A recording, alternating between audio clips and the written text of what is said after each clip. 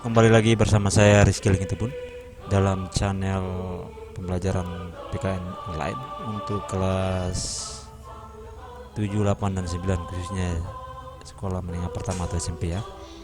Kita akan melihat pada PKN kelas 8 kali ini dan semester 2 di bab 4 ya. Di bab 4 yaitu semangat kebangkitan nasional tahun 1908 ya. Semangat kebangkitan nasional tahun 1908 ini bab 4 untuk semester 2 pertemuan pertama. Yang menjadi pertanyaannya, ada apa di tahun 1908? Pastinya ya, tentunya ada pertanyaan, ada apa di tahun 1908? Pertanyaan yang cukup bagus dan ini mengantarkan kita untuk memahami dari bab 4 atau bab ini, yaitu yang terjadi pada tahun 1908 adalah berdirinya Budi Utomo ya. Kok bisa? Karena pada sebelum tahun 1908 kebangkitan nasional belum terlaksana dan belum berwujud. Artinya perjuangan masih berkotak-kotak, bersifat daerah ya.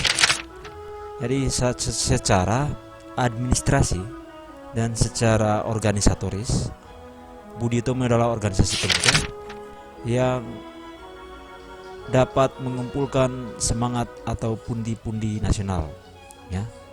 Jadi boleh dikatakan Budi Utomo adalah organisasi modern pertama bangsa Indonesia untuk kaum muda ya. Sehingga pada tahun inilah dicetuskan sebagai tahun kebangkitan nasional untuk meraih kemerdekaan. Faktanya, mari kita akan lihat bersama, yaitu kondisi bangsa Indonesia sebelum tahun 1908 ya.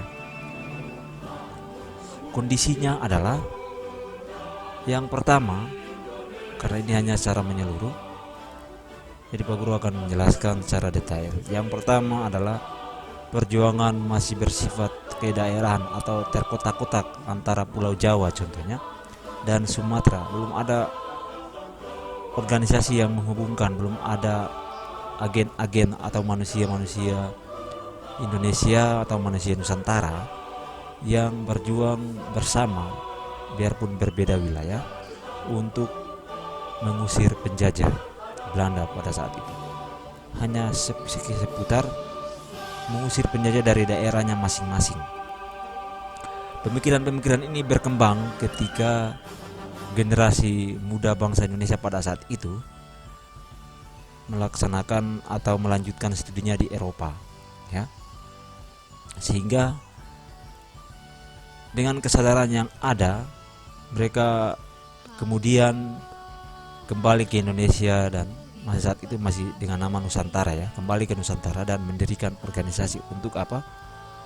Untuk mengakomodir pengusiran terhadap penjajah atau mengakomodir semangat-semangat untuk mendirikan suatu negara dalam suatu organisasi besar. Jadi dapat menjembatani antara Pulau Jawa, Kalimantan, Sulawesi, Maluku, dan Bali dan Sumatera dan lain-lain. Itu contohnya. Itu alasan pertama. Kemudian yang berikut, kita lihat pada fakta yang berikut adalah rusaknya ekonomi akibat peperangan dan berkembangnya teknologi pelayaran pada abad ke-15 ya. Jadi pada abad ke-15 ini menyebabkan bangsa-bangsa Eropa atau negara Eropa melaksanakan atau melakukan ekspedisi untuk mencari sumber-sumber ekonomi baru ke seluruh dunia. Jadi ekspedisi ini dikenal dengan nama Age of Recovery atau masa penjelajahan dunia ya. Ini yang berkembangnya pelayaran, ditemukannya kompas ya. Jadi akhirnya berpengaruh terhadap perdagangan dan penjajahan. Bangsa Eropa tidak hanya melakukan perdagangan, melainkan langsung menguasai dan menjajah negara-negara yang mereka anggap baru diketemukan ya. bersifat kapitalis ya.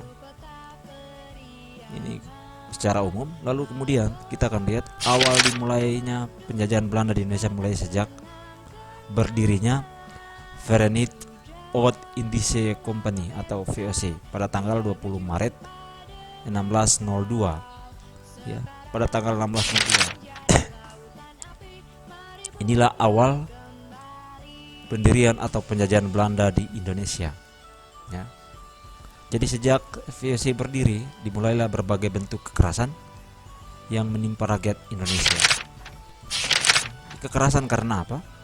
Karena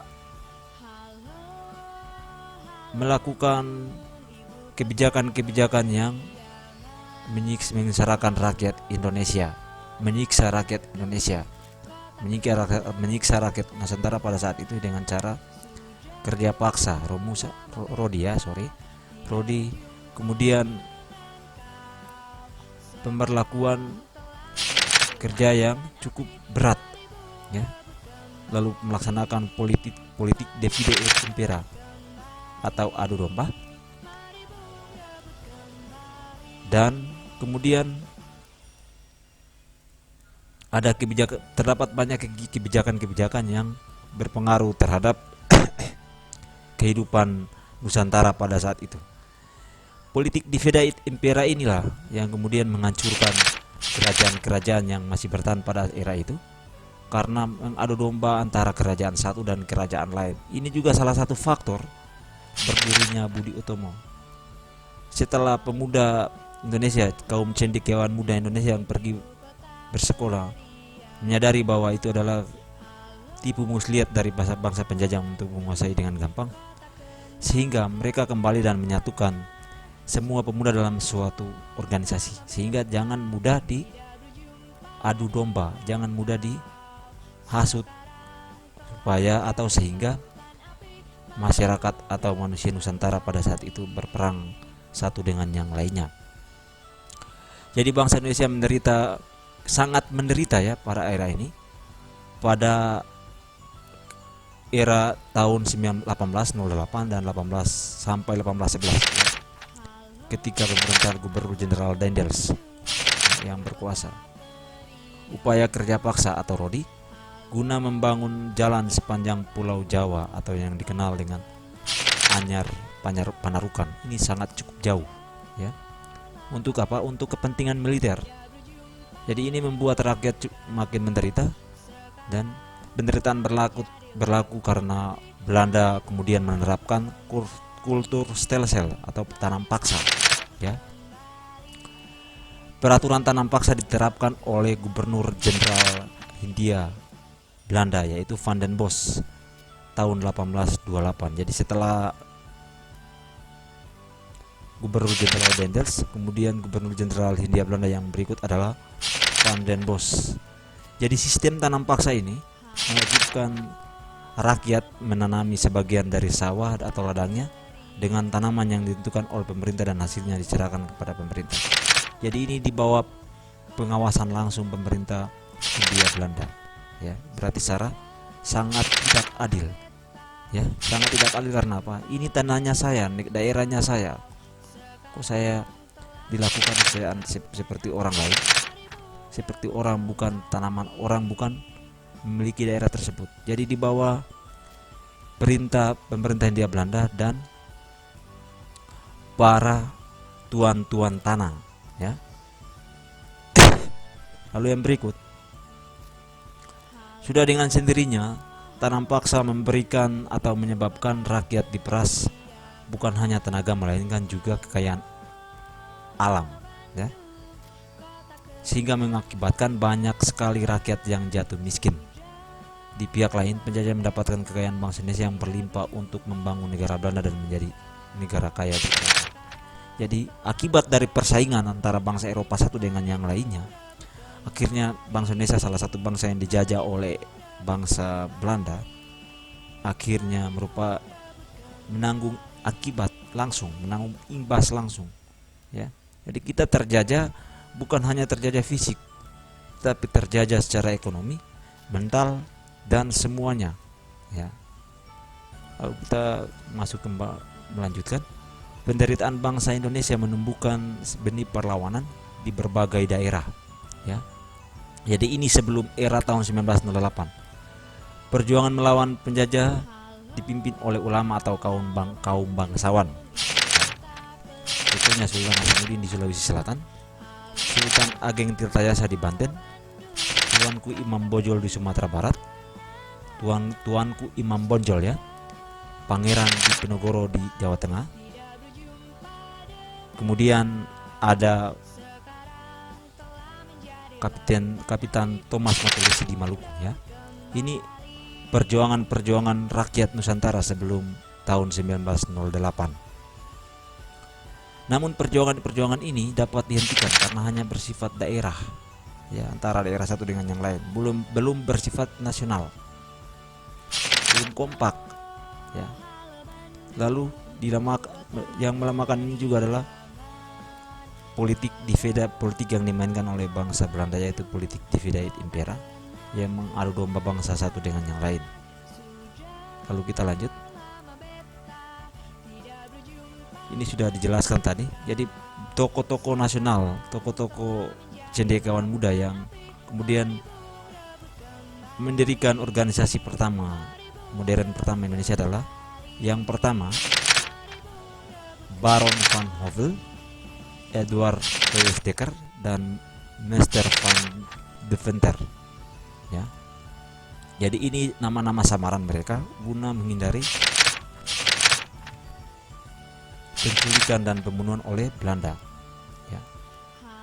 Lalu mereka terkenal dengan nama samarannya, yaitu Multatuli, menulis buku Max Havelaar pada tahun 1860. Buku ini menggambarkan, jadi ini kritikan pertama dalam bentuk tulisan.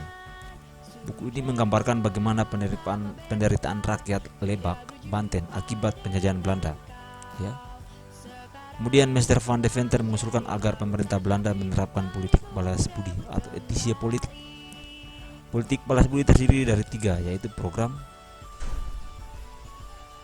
edukasi, transmigrasi, dan irigasi. Jadi 3 program.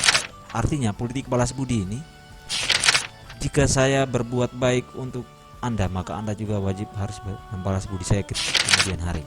Itu contoh. Jadi politik ini muncul pada saat penjajahan Belanda, ya.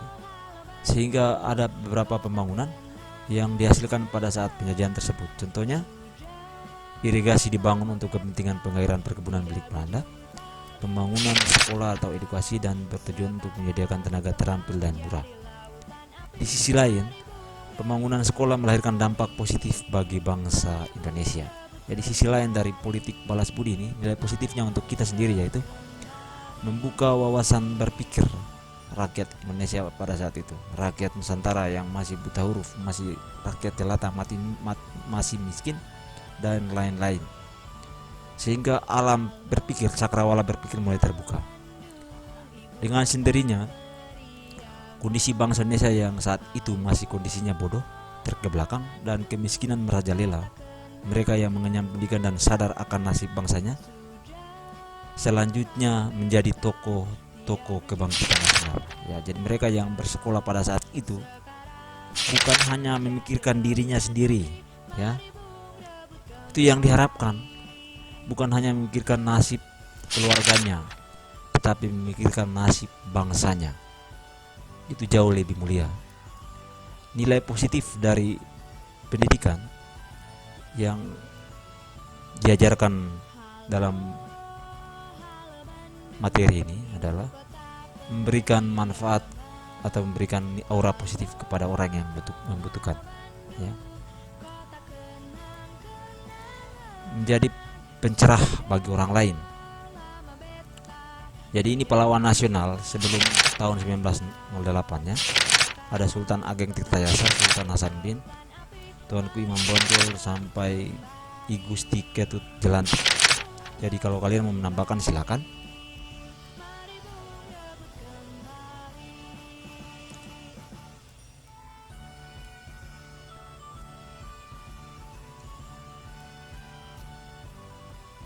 Baik, itu saja beberapa penjelasan mengenai pertemuan pertama pada semester 2 Pendidikan Pancasila dan Kewarganegaraan untuk kelas 8. Dan yang menjadi intisari dari pertemuan kita hari ini adalah semangat kebangkitan nasional tahun 1908 dimulai pada pembukaan organisasi Budi Utomo, ya, pada tahun 1908. Untuk tanggalan lainnya nanti akan dipelajari pada pertemuan berikut, ya. Ini cukup hanya pengantar untuk mengantarkan kalian memahami bab 4 atau bab ini. Itu saja, sekian dan terima kasih.